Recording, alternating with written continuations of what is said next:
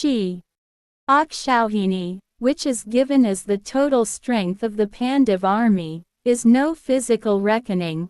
The number verily represents the 7 steps, the 7 stages of yoga that the seeker has to traverse in order to reach the most sublime God, his supreme goal. Thus the number of righteous impulses is infinite. Opposed to the Pandav army, embodiments of pious impulses that are beyond counting, is the army of Kurukshetra of the Kaurav with a strength of 11 Akshauhini. 11 is the number of the 10 sense organs and the one mind. That which is constituted of the mind along with the 10 senses is the devilish horde, a part of which is Dhritarashtra, who persists in ignorance in spite of his awareness of truth. Gandhari, his consort, is the type of sense-bound disposition.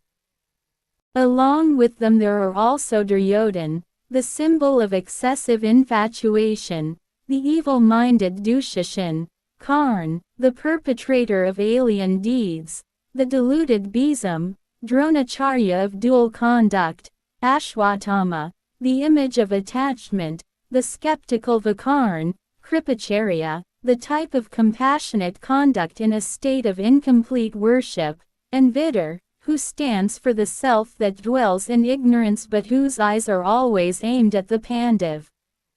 Vidar is the nature-bound self that yet strives to make his way towards virtue and spiritual enlightenment, because he is after all an immaculate part of the Supreme Spirit. Thus the number of unrighteous impulses, too, is infinite. As we have thus seen, the sphere, the battlefield, is only one, the physical body, but the impulses that wage constant war against each other on it are 2.